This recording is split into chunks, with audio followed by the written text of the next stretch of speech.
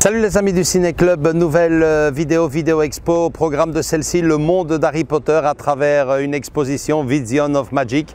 Alors, à peine arrivé de vacances, voilà qu'on est déjà gâté, on a déjà une expo, moi je m'en plains pas malgré la belle journée ensoleillée qu'on a, je me dis on va quand même faire cette petite expo d'Harry Potter, on a rendez-vous à 10 h du mat, les petits sorciers touristes commencent à former la file, donc on va pas tarder, on va faire une intro vite fait, bien fait, comme on a l'habitude de faire. Vous dire quand même que les retours sur cette expo avant de rentrer, ben, il semblerait que niveau commentaire, ça soit plutôt bluffant visuellement, un côté immersif absolument exceptionnel. Maintenant, côté instructif, il semblerait qu'on n'en sache pas beaucoup plus sur Harry Potter et son monde de sorciers. C'est un peu comme ce qu'on voit d'habitude, en tout cas dernièrement dans nos expos, comme exemple la dernière qu'on avait été voir ici même sur Tim Burton. Là aussi, c'était l'immersion qui était mise en avant.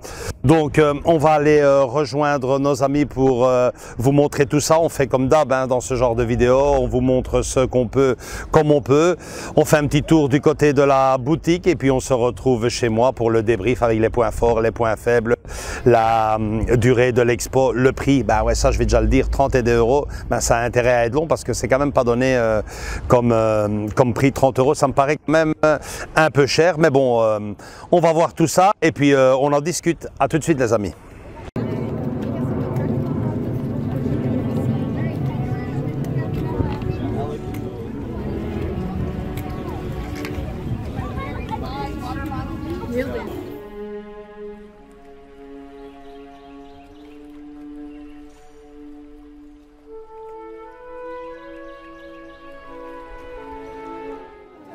Magic.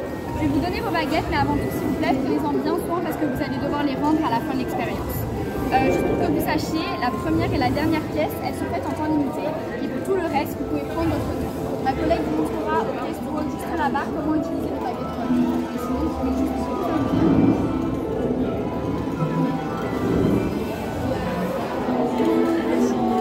amusez-vous bien. Merci.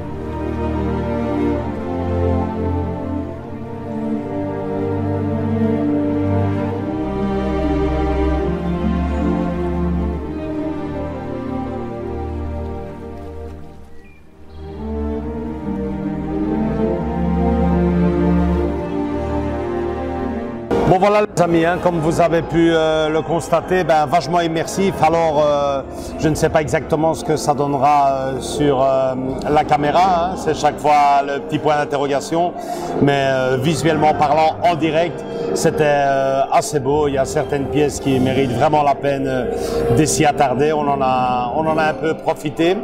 Et puis bon ben voilà, hein, on sort, on a fait un petit tour par la boutique, enfin pas grand chose. Moi, je suis pas le grand acheteur, mais j'aime toujours quand même le petit sous-verre, le petit magnète, hein, des petits bonbons pour faire plaisir aux enfants. On vous montre tout ça en vidéo maintenant pour le débrief. On va ranger nos affaires, Andrés va ranger son matos, on va parler de tout ça en chemin et peaufiner donc ce qui devrait être la fin de la vidéo, le débrief, chez moi à la maison, tranquillement avec les points forts de l'expo, les points faibles. Des points forts il y en a, des points faibles aussi, le prix, la boutique, bref, vous avez l'habitude, vous connaissez la maison, vous savez comment on travaille, donc à tout de suite les amis.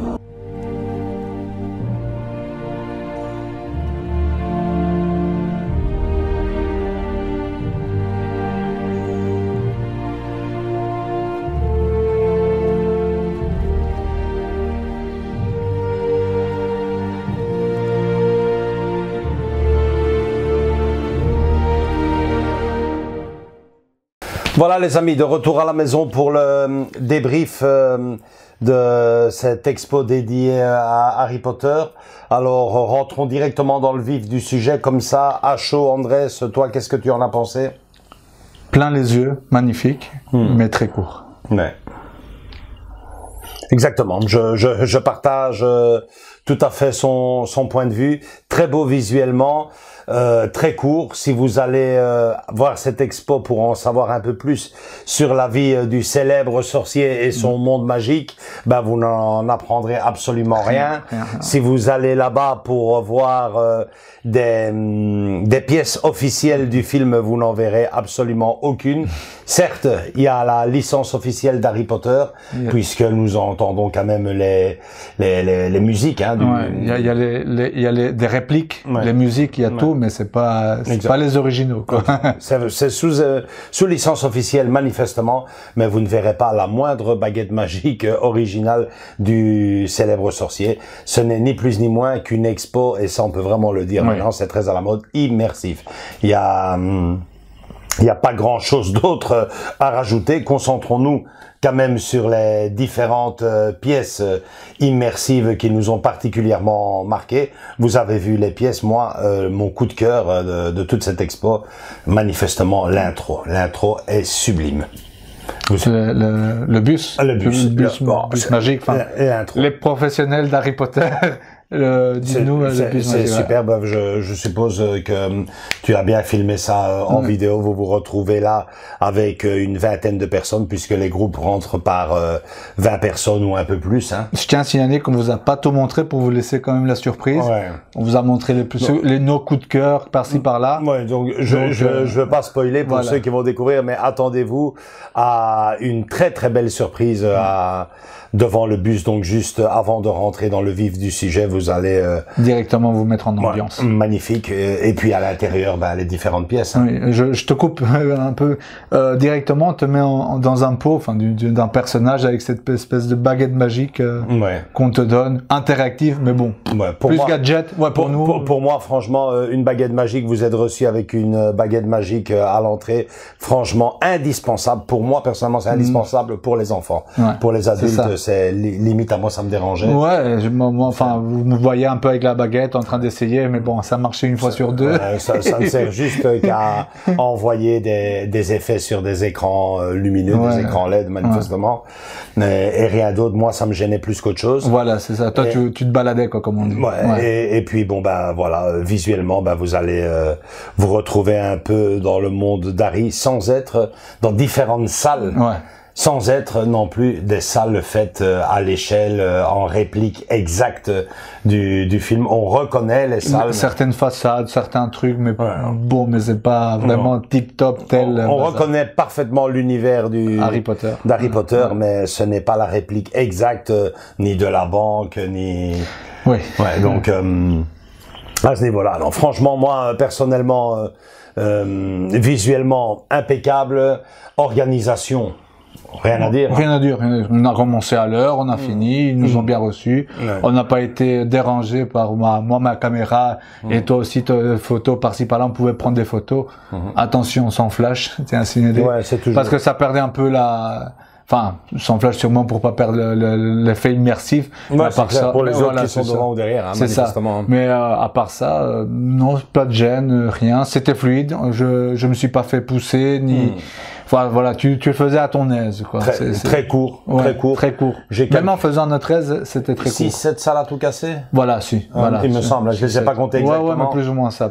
Donc, si vous êtes une personne qui prend vraiment votre temps à bien décortiquer la pièce, mais bon, je vous dis, franchement, il n'y a pas grand-chose à lire. Il y a juste à rentrer, regarder, s'émerveiller et passer à côté. À lire, il y a juste à l'entrée, vous avez des panneaux. Ouais. Il vous dit dans quelle salle vous y allez, mais à part ça, rien de plus. Non, franchement, ça va manifestement assez vite et pourtant on a quand même mis notre petite heure. Hein. Ouais, 45 minutes plus ou moins. Mais c'est vrai qu'on perd quand même déjà un quart d'heure avec la démonstration de baguette magique, comment on fonctionne. Et bon, mais une fois que vous êtes dedans, ça va. Voilà. Vous êtes libre quoi d'aller à votre aise. Ça va relativement vite quoi. La boutique, hein, elle est là, franchement. Vous voyez un peu le sac et. Ouais. Est-ce qu'il a acheté? Donc une petite grenouille en chocolat, chocolat frog, voilà, célèbre dans le monde d'Harry Potter. D'ailleurs, tu as le petit personnage derrière qui correspond à la scène du film. Attends, tu as une carte en fait. Ah ouais, t'as une carte à l'intérieur. Ouais, génial. Il y a une petite carte. Ouais. Carte de sorcier quoi. Et ça, c'était pour moi le plus beau, hein, un beau souverain. Pas mal. Style porcelaine, en pied, porcelaine. Ouais, en Pyrex. Ouais. Très très très très beau. Ouais, non, moi non. Mais oui, c'est moi ça. non. Vous allez comprendre pourquoi j'ai dit ça. Mais rendez-vous compte, on en vient tout de suite au prix. Hein. Prix de la boutique. Rien que pour un sous-verre, certes. De qualité, mais. De qualité, 7 €. Le chocolat ici, 5 €. 6 €. 6 €. Et le magnète, j'ai déjà enlevé le prix là. Mais le magnète, je pense qu'on était aussi à 5-6 €. 5-6 €. Ouais. Un beau magnète avec effet 3D. Ouais, 3D. Donc assez sympa. Je crois que c'était, excusez-moi, je te coupe. Je crois que ça, le magnète, pour tout vous dire, c'est le seul produit, on va dire, officiel qui reprend Bruxelles et l'expo. Sinon, malheureusement, pour cette expo, il n'y avait pas de t-shirt. Et à chaque fois le même t-shirt. coup. Voilà. Il recherche à chaque fois le t-shirt ou le sweatshirt officiel de l'expo. Ceux que portent ni plus ni moins que les stewards. Et bon, ça, ils ne sont jamais mis à la vente, ni ici dans cette expo, ni dans celle de Tim Burton. Tim Burton, oui. Hein. Et ils le vendaient? Ils vendaient, j'ai les t-shirts officiels. L'officiel, ok. Donc voilà. Ça dépend, mais bon, c'est dommage. Titanic avait pas. Oui, j'ai cherché aussi. Titanic avait pas. C'est dommage. Il faudrait qu'il le fasse systématiquement, quoi. C'est pas. Enfin voilà quoi. On en arrive au prix, 35 € si je me trompe pas. D'ailleurs, je te les dois encore. C'est bien qu'on en parle. 35 €, donc ça vous fait pour ce qu'on a vu niveau qualité-prix, qu'est-ce que tu en penses? Moi personnellement, enfin on en a fait plusieurs expos depuis qu'on a commencé la chaîne. Moi je dirais entre 25 et 30. Ouais. C'est comme d'habitude, quoi. C'est un peu trop cher. C'est comme d'habitude. Je ne pense pas qu'on. Enfin, ça nous est arrivé de voir des super expos gratuites, notamment celle de Bourville. Hein, si vous suivez un peu la chaîne, allez la voir. C'est gratuit, 0 € en plein Covid en plus, s'il vous plaît. Et mais bon, c'est à l'image de la vie de tous les jours, de la société. C'est toujours légèrement trop cher, mais bon, on n'est pas volé non plus. 35 €, il y a quand même, on vous offre quand même un solide spectacle, même si ce n'est que visuel. Mais bon, pour les plus petits, c'est un truc merveilleux. Voilà, donc si vous avez des enfants, niveau qualité-prix, ok, indispensable si vous êtes fan d'Harry Potter et que vous avez des enfants qui commencent à baigner dedans, allez-y parce que c'est fait pour ça, Maintenant, si vous êtes un fan pur et dur d'Harry Potter, adulte et que vous aimez ce qui est 100% authentique, que vous avez déjà vu je me refuse d'appeler ça le parc, le studio Harry Potter à Londres où ont été tournés les films, bah franchement passez votre tour parce que vous allez, on ne peut pas comparer. Je veux dire que ça soit cette expo qu'on vient de faire ici ou celle qu'on a fait à Noël, c'était aussi une balade nocturne dans le monde d'Harry Potter. Sur le monde d'Harry Potter, si on commence à comparer avec les studios d'Harry Potter, ben vous ne faites plus rien quoi. Donc moi franchement je trouve que c'est une expo à faire avec les plus petits, surtout si ceux-là sont déjà fans de la saga ou commencent à baigner dedans, ils vont adorer. Je les ai vus il y a certaines pièces où ils étaient waouh avec leur baguette magique, voir tout ça, c'était génial. Ils participent carrément aux effets visuels, c'est génial. Et bon ben voilà, je pense que pour le reste, ben on peut faire une petite comparaison avec la balade nocturne et ceci. Je dirais plutôt le truc de Tim Burton et ceci. Ouais. En vue comparaison de. Non mais pour rester dans le monde d'Harry Potter. Ils s'équivalent. Moi, moi perso, j'avais quand même préféré la balade nocturne parce que il y avait ce long chemin, c'était en plein air. Faut dire qu'on l'a. On a eu de la chance de l'avoir en. Il n'y avait pas de pluie parce qu'avant, quelques jours avant, c'était la drache. Non. Ce qu'il y a, c'est que quelques jours avant, c'était la neige. Quasiment. La neige, carrément. C'était carrément, il faisait très froid. Même comme ça, on avait des chaussures sales à un moment donné. Enfin, c'était un peu boueux, quoi. Il y avait un moment donné où ça glissait et tout, il y avait encore des petites plaques de verglas. mais bon, on a fait cette balade dans les meilleures conditions possibles. On a une collègue à nous, qui l'a fait sous la pluie et en pleine journée. Catastrophe. Là, c'est vrai qu'on a eu la chance de le voir. On l'a fait tard aussi avec un ciel étoilé, vraiment une nuit très froide, une nuit d'hiver. Ça sentait déjà Noël et puis cette petite pause que tu pouvais faire, même si pour toi ça a tourné au vinaigre. Ouais, la fin. Mais je veux dire, ces petits ravitaillement. Enfin, on a eu deux pauses. À la mi du